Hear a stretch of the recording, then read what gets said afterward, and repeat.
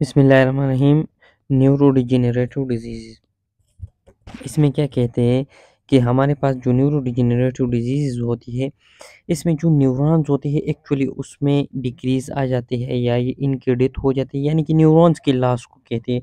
लेकिन ये क्या होंगे, प्रोग्रेसिव होंगी, यानी कि टाइम के साथ-साथ इनके साइन सिम्पटम्स जो होंगे वो और वर्स होते जाएँगे, यानी और बैड होते जाएँगे।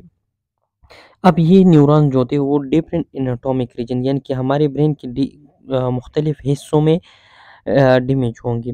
तो जिस हिस्से में ये डैमेज होंगे तो उस हिस्से का फंक्शन लॉस होगा। इसी वजह से ये डिपेंड करता है कि कौन से ब्रेन के कौन से हिस्से में ये न्यूरॉन्स डैमेज हो गई, जिसकी वजह से मुख्तलिफ साइन सिम्टम्स पैदा हो जाते हैं। जिस तरह जब हाइपोकैम्पस या उसके साथ जो एरियाज़ होते हैं, कॉर्टेक्स होते हैं, उनमें जब डैमेज आ जाती है न्यूरॉन्स की, तो वहाँ पर मेमोरी में चेंजेस आते हैं, बिहेवियर में चेंजेस आते हैं और लैंग्वेज में चेंजेस आते हैं। और इनकी वजह से उस बंदे को होती है डिमेंशिया, और ये आखिर में प्रोसीड करता है या लीड करता है अल्जाइमर डिजीज़ को। इसी तरह जब बेसल गैंग्लिया में आ जाता है तो 2 तरह की कंडीशन हो जाती है। या तो हमारे बॉडी की जो मसल्स होते हैं वो अंडर फंक्शन करने लगते हैं, जिसको हाइपोकाइनेटिक कहते हैं, जिस तरह पार्किंसन डिजीज़ में होते हैं। या जो ओवर फंक्शनिंग स्टार्ट कर देते हैं, हाइपरकाइनेटिक जिसको कहते हैं, जिस तरह हंटिंगटन डिजीज़ में होते हैं। इसके अलावा जब हमारे ब्रेन में मोटर न्यूरॉन्स को डैमेज होता है, जिस तरह एमायोट्रोपिक लेटरल स्क्लेरोसिस में होते हैं, तो वहाँ पर प्रॉब्लम्स आ जाती है हमारे स्वॉलोइंग की जो मसल्स होती है और रिस्पायरेशन की जो मसल्स होती है, और इनसे डेथ भी हो सकती है। इसके अलावा जब हमारे सेरेबेलम को डैमेज हो जाती है तो इसकी जो इनपुट्स होते हैं, आउटपुट्स होते हैं, जितनी भी ट्रैक्ट्स इसके अंदर आती है या बाहर जाती है, उनको डैमेज हो जाती है, तो हमारे साथ स्पाइनोसेरेब्रल एटेक्सिया हो जाते हैं, यानी कि नॉर्मल मूवमेंट की जो गेट होता है वो डिस्टर्ब होकर एक एबनॉर्मल या शेकी मूवमेंट स्टार्ट कर देता है।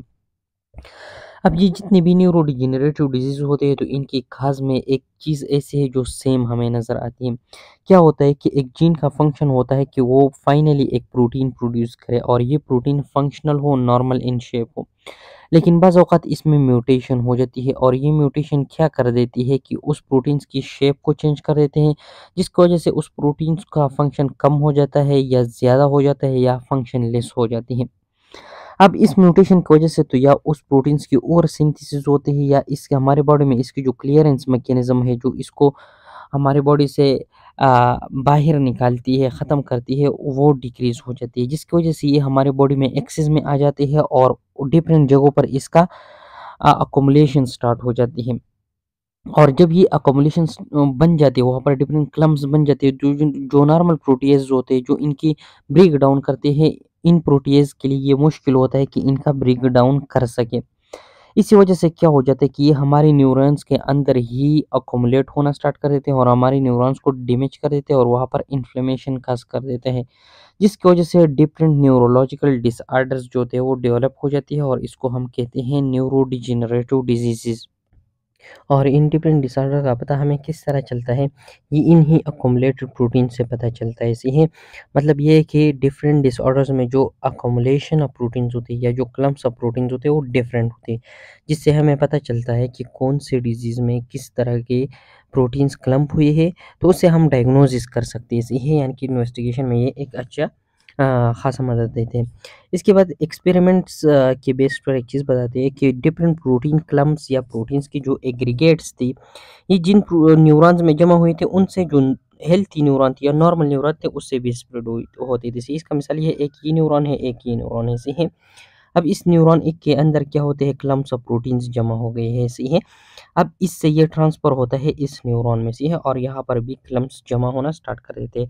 तो इसी तरह क्या हो जाता है कि ये जो एग्रीगेशंस होती है या क्लम्प्स होते हैं, इनका कंसंट्रेशन ज़्यादा होता है और ये प्रियॉन्स लाइक एक्शन है, सही है।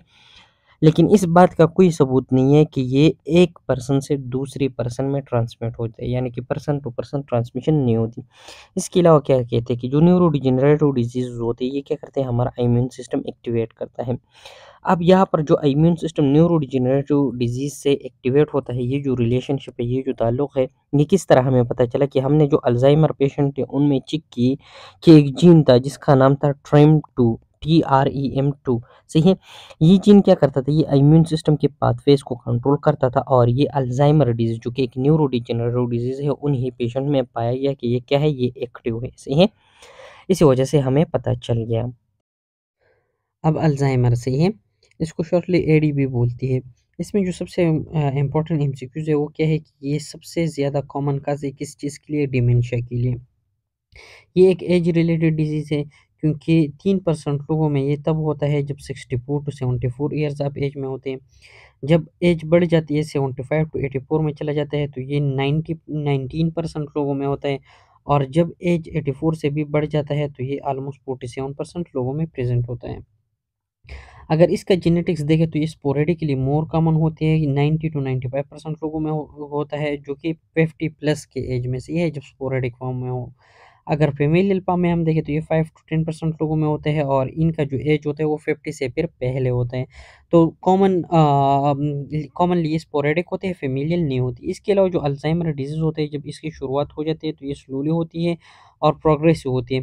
तो जो पहले-पहले जो प्रॉब्लम्स आती है वो किस चीज़ में आते हैं, थिंकिंग में आ जाते हैं, हाई लेवल थिंकिंग से है, मेमोरी में आ जाते हैं, मूड एंड बिहेवियर में आ जाते हैं।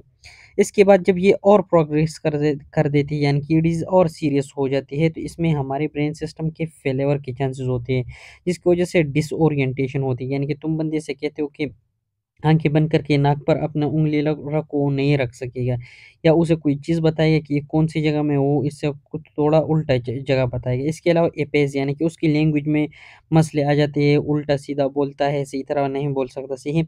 और जब इस सीवियर फॉर्म से भी आगे बढ़ जाता है, यानी कि फाइनल स्टेज में चला जाता है, तो ये बंदा डिसेबल हो जाता है, मतलब चल नहीं सकता, इमूवेबल भी हो जाता है, और इसके अलावा वो बातें भी नहीं कर सकता, यानी कि वो बिल्कुल साइलेंट रहता है, म्यूट रहता है, सही है। और फाइनल स्टेज के बाद ज़ाहिर बात है इनका डेथ होता है, और डेथ जो होता है वो मोस्ट कॉमनली इन्फेक्शन की वजह से होता है, और इन्फेक्शन में ये निमोनिया की वजह से बहुत ज़्यादा दफ़ा होता है। इसके बाद आ जाता है इसका पैथोजेनेसिस। तो पैथोजेनेसिस में क्या कहते हैं कि इसमें जो अकोमुलेशन होती है वो 2 तरह के प्रोटीन्स की होती है, सी है। एक को क्या कहते हैं ए बीटा प्रोटीन, और दूसरे को क्या कहते हैं टाउ प्रोटीन्स। ये टाउ प्रोटीन्स आगे जाकर जब ये क्लम्प्स बना देते हैं उसको टेंगल्स कहते हैं, और एबी प्रोटीन जो क्लम्प्स बना देते हैं उसको प्लेक कहते हैं। एबी प्रोटीन्स की जो होते हैं उसके अंदर, या ये प्लेक जो होते हैं उसके अंदर एबी, सॉरी ये एबी नहीं है, ये ए बीटा है। उसमें ए बीटा पेप्टाइड्स होते हैं, और जो कि टेंगल्स होते हैं उसके अंदर टाउ प्रोटीन्स होते हैं। और टाउ प्रोटीन्स क्या करते हैं, ये माइक्रोट्यूब्यूल्स के दरमियान जो होते हैं बेंडिंग कनेक्शन बनाते हैं, यानी कि ये साइटोस्केलेटन बना देते हैं। और पहले ये हमारे न्यूरॉन्स के अंदर होते हैं, लेकिन जब ये न्यूरॉन्स को किल कर देते हैं तो उसके बाहर आ जाते हैं, यानी कि एक्स्ट्रा सेल्युलर स्पेस में आ जाते हैं। इन दोनों की वजह से हमारे साथ क्या होता है कि हमारा जो नर्वस सिस्टम है उसका फंक्शन ख़राब हो जाता है, न्यूरॉन्स की डेथ हो जाती है, और इन्फ्लेमेशन एक्टिवेट हो जाती है, जो इन्फ्लेमेशन आगे जाकर और नॉर्मल न्यूरॉन्स को डैमेज कर देते हैं। और इसका जो मैकेनिज़्म ऑफ एक्शन है वो अभी तक अंडरस्टूड नहीं है, अभी तक वो अननोन है, सही है, इस तरह हम कह सकते हैं।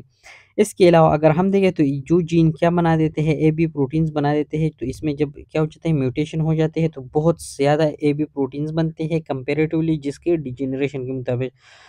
तो जब बहुत ज़्यादा ए बीटा प्रोटीन्स बन जाते हैं तो ये हमारे न्यूरॉन्स के अंदर अक्युमुलेट होते हैं, और वहाँ पर ये क्या करते हैं, अल्ज़ाइमर डिज़ीज़ का इनिशिएशन करते हैं, शुरुआत कर देते हैं।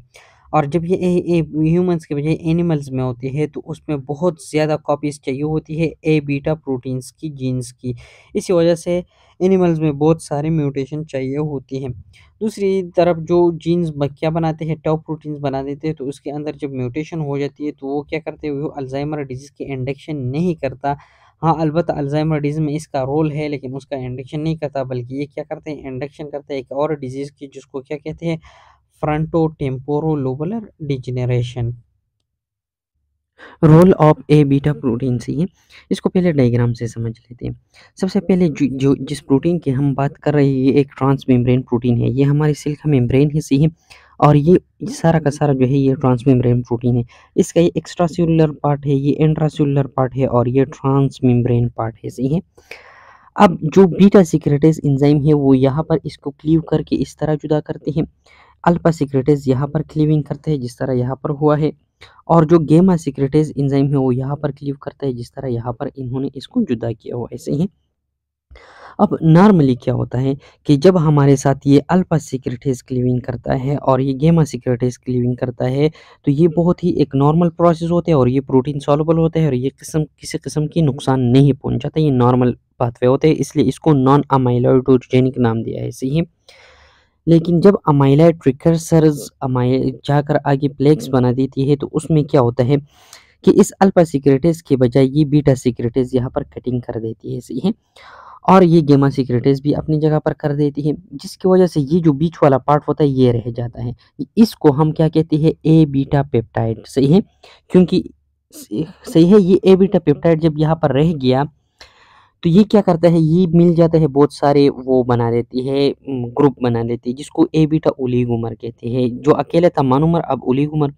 ये आगे जाकर और ओलिगोमर कलेक्ट कर देता है जो एक दूसरे के साथ स्टिक हो जाती है, जिस तरह आप लोग यहाँ पर देख सकते हैं ये स्टिक हो गई। इसको फिर कहते हैं ए बीटा एग्रीगेट्स। ये ए बीटा एग्रीगेट्स को जब न्यूरॉन्स के अंदर चले जाती है और थोड़ा शेपिंग मॉड्यूलेशन कर देती है, इसको अमाइलॉइड फाइब्रिल्स कहते हैं, जिसको हम क्या कहते हैं, प्लेक्स कहते हैं। और प्लेक्स का हमने पहले ही देखा था कि ये क्या करते थे, ये एक वो 3 तरह के नुकसानात पहुँचाती थी, ये वाला, सही है। अब इसके आगे यहाँ पर हम आ जाते हैं, इसके अलावा ये कुछ और पाथवेज जनरेट करते हैं, सेल के डिस्क भी डायरेक्ट करता है, साइनेप्सिस को भी डिसफंक्शन करते हैं, जो कि न्यूरॉन्स के डैमेज काज करते हैं। इसके साथ-साथ ये काइनेज एंजाइम की एक्टिवेशन कर देते हैं, जो टाउ प्रोटीन के फॉस्फोराइलेशन कर देते हैं। जब फॉस्फोराइलेशन हो जाती है टाउ प्रोटीन से, तो वो माइक्रोट्यूब्यूल्स के साथ बॉन्ड नहीं बना सकता। तो माइक्रोट्यूब्यूल्स अनस्टेबल हो जाते हैं, जब उनकी इंस्टेबिलिटी हो जाती है तो ये भी न्यूरोनल डैमेज करते हैं। इसके अलावा ये टाउ प्रोटीन्स जब माइक्रोट्यूब्यूल के साथ बॉन्ड नहीं बनाता तो एक दूसरे के साथ बॉन्ड बनाकर एग्रीगेट हो जाते हैं और ये आगे जाकर टेंगल्स बना देते हैं। ये भी वही 3 फंक्शन करते हैं, जो कि न्यूरोनल डैमेज था, इन्फ्लेमेशन था, सही है। ये हमारे न्यूरॉन्स को किल कर देते हैं। तो ये सारा पैथोजेनिस था, या हम मैकेनिज्म ऑफ एक्शन कह सकते हैं टाउ प्रोटीन्स के लिए। तो यहाँ पर अभी हम इसको पढ़ लेते हैं। इसमें क्या कहते हैं कि नॉर्मली जब ये यहाँ पर अल्फा और गामा सिक्रेटेज जो था क्लीविंग करता था, तो ये एक सॉल्युबल प्रोडक्ट बना रहता था, जो कि क्या था, कंप्लीटली हार्मलेस था, सही है। इसके बाद यहाँ पर जो होता है, जब ये बीटा और गामा सिक्रेटेज जो होता है ये अपना वहाँ पर क्लीविंग परफॉर्म कर देता है, उसको कट कर देता है, तो ये हार्मफुल प्रोडक्ट बना देता है। यहाँ पर बीटा के लिए एक और लफ्ज़ भी यूज़ हुआ है कि बीटा अमाइलाइड कन्वर्टिंग एंजाइम, सही है।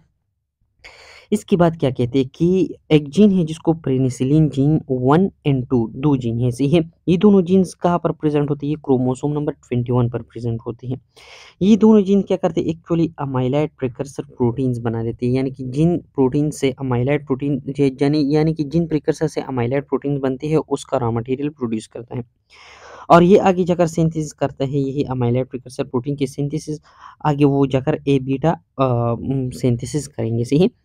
अब बात ये है कि जब इसमें म्यूटेशन हो जाती है, जिस तरह ट्राइसोमी 21 है, ये 21 नंबर पर क्रोमोसोम पर जब उस पर एक कॉपी ज़्यादा हो जाती है, उसको ट्राइसोमी 21 कहते हैं, और ये डाउन सिंड्रोम भी कहलाता है, इसे ही ट्राइसोमी 21 को। या स्मॉल इंटेस्टाइन में डुप्लीकेशन होते हैं, ये भी क्रोमोसोम 21 से ताल्लुक़ रखता है। तो यहाँ पर क्या होता है कि जो अमाइलॉइड प्रिकर्सन प्रोटीन्स होते हैं, उनका सिंथेसिस बहुत ज़्यादा हो जाते हैं। तो ज़ाहिर-सी बात है, यहाँ पर ए बीटा प्रोटीन्स की भी सिंथेसिस बहुत ज़्यादा बनेंगी। और ये इस तरह होते हैं कि ये एक दूसरे के साथ ईज़िली स्टिक करते हैं। तो ये जब एक दूसरे के साथ ईज़िली स्टिक कर देते हैं, तो ये वहाँ पर ओलिगोमर्स बना देते हैं, और ओलिगोमर्स जाकर फिर मिल जाते हैं बहुत ज़्यादा, तो उसको फिर हम अमाइलॉइड फिब्रिल्स कहते हैं, या प्लेक्स भी कह सकते हैं, सही है। इनकी वजह से क्या होता है कि जो साइनेप्सिस के नंबर होते हैं वो डिक्रीज़ हो जाती है, क्योंकि साइनेप्सिस क्या क्या करता है, डिसफंक्शन डैमेज कर देता है।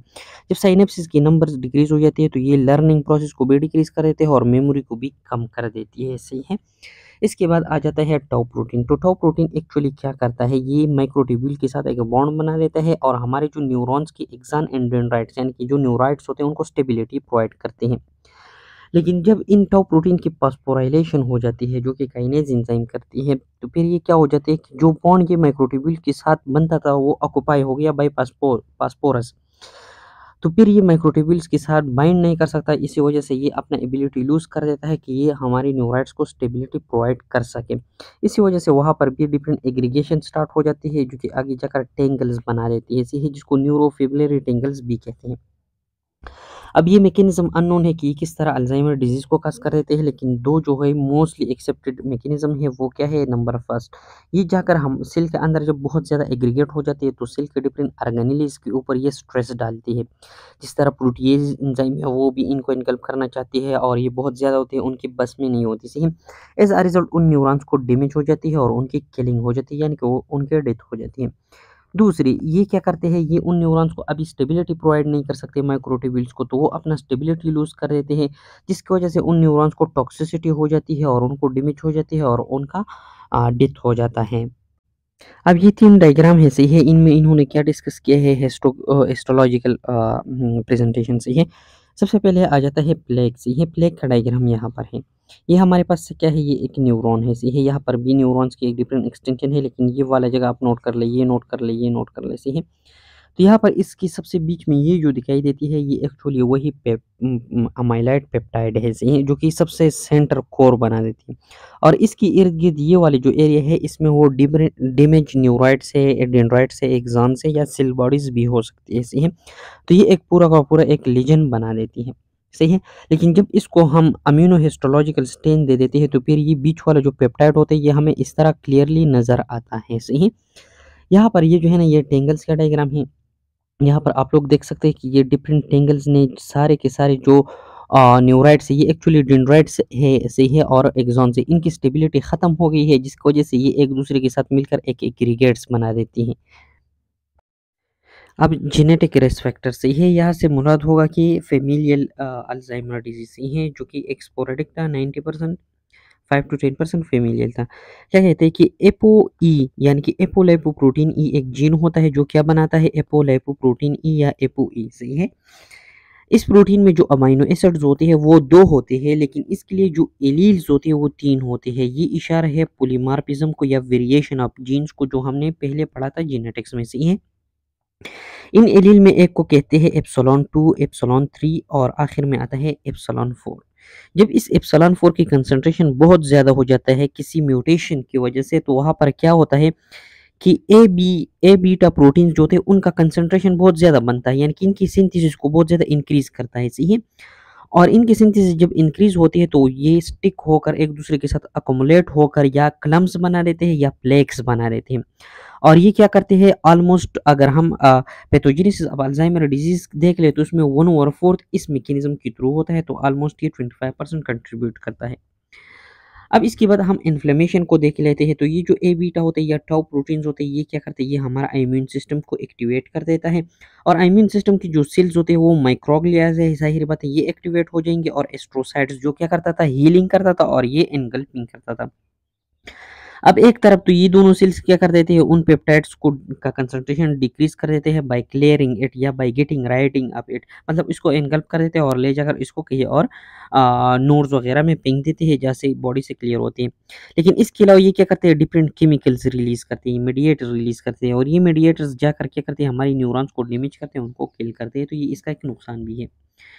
अब कॉग्निटिव इम्पेयरमेंट यानी कि थिंकिंग एबिलिटी वगैरह, ये सारी जो चीज़ें हैं आप लोग जानते हैं, ये जब ये कॉग्निटिव इम्पेयरमेंट बहुत एडवांस हो जाती है, तो तब हम देखते हैं कि वहाँ पर ए बीटा या टाउ प्रोटीन्स अपीयर हो जाते हैं, हमें देखने लगते हैं, या हम कह सकते हैं कि प्लेक और टेंगल्स अपीयर हो जाते हैं सही है। और एडवांस कॉग्निटिव इम्पेयरमेंट में ज़ाहिर बात है हमारे साथ जो सबसे प्रोमिनेंट साइन होता है वो डिमेंशिया का होता है। तो जब हम देख लेते हैं, तो डिमेंशिया डायरेक्टली प्रोपोर्शन होता है to the number of tangles या न्यूरोफिब्रिलरी टेंगल्स सही है। फिब्रिलरी इसलिए यूज़ होता है क्योंकि यहाँ पर माइक्रोट्यूब्यूल्स होते हैं, साइटोस्केलेटन्स के साथ ये रिलेटेड ऐसे है। Neuro means in neuron. अब यहाँ पर एक कंडीशन है, अगर हम देख लें कि डिमेंशिया का रिलेशन टेंगल्स के साथ और प्लेक्स के साथ, तो टेंगल्स के साथ ये बहुत ज़्यादा रिलेटेड है, यानी कि जब टेंगल्स की कंसंट्रेशन ज़्यादा होती है, डिमेंशिया ज़्यादा होती है। लेकिन प्लेक की कंसंट्रेशन अगर ज़्यादा होती है, तो डिमेंशिया इतना ज़्यादा नहीं होती, इसलिए डिमेंशिया में इंपॉर्टेंट फैक्टर हमारे साथ क्या है, टेंगल्स है। इसके अलावा और भी चीज़ें कहते हैं कि कुछ और लोसाई है या जेनेटिक फैक्टर्स है, वो भी इन्फ्लुएंस करते हैं, लेकिन इतना ज़्यादा नहीं है कि हम उसको मेंशन करें।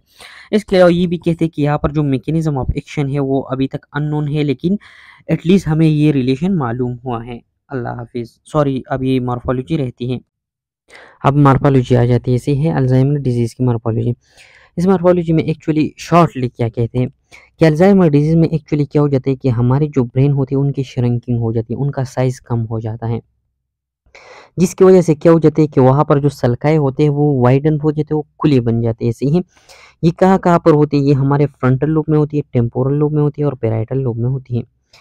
इस सल्काई के वाइडन होने की वजह से और कॉर्टिकल श्रिंकेज की वजह से वहाँ पर जो वेंट्रिकल्स होते हैं उनको बहुत सारा स्पेस मिल जाता है, और उसके अंदर क्या होते हैं, सीएसएफ, जिसके फ्लूइड की वजह से ये एनलार्ज हो जाते हैं। वहाँ पर ज़ाहिर बात है प्रेशर होता है, इसी वजह से इस एनलार्जमेंट को हम क्या नाम देते हैं, हाइड्रोसेफेलस एक्स वैक्यू सही है।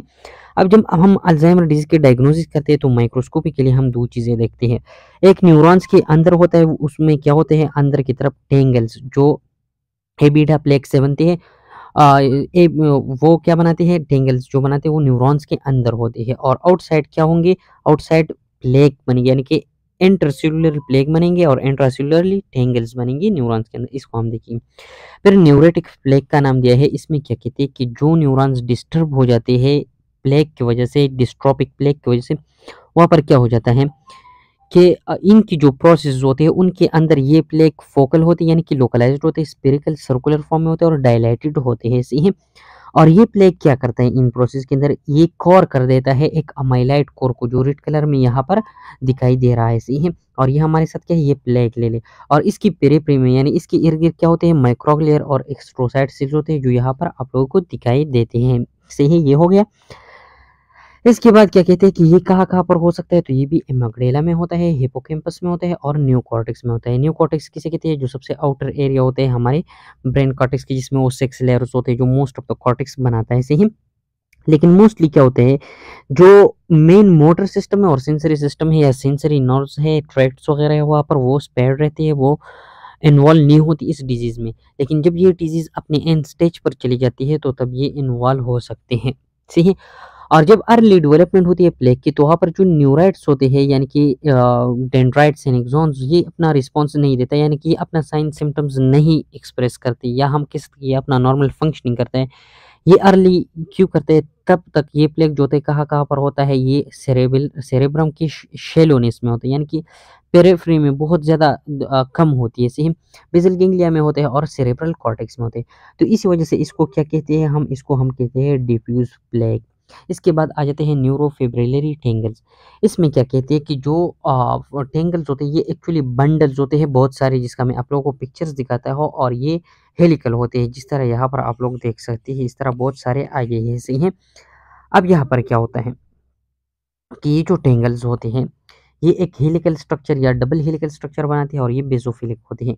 लेकिन इसका असर किस चीज़ पर होता है, न्यूक्लियस पर। या तो ये न्यूक्लियस अपने जो सेल्स होते हैं उसकी पेरिफेरी यहाँ पर पुश कर देते हैं, यहाँ से पुश करके यहाँ पर लाते हैं, या इससे इस तरह रैप हो जाते हैं, इसे इसको घेर लेते हैं। तो 2 तरह के करते हैं, और इस वजह से हमारी न्यूरॉन्स की डेथ होती है।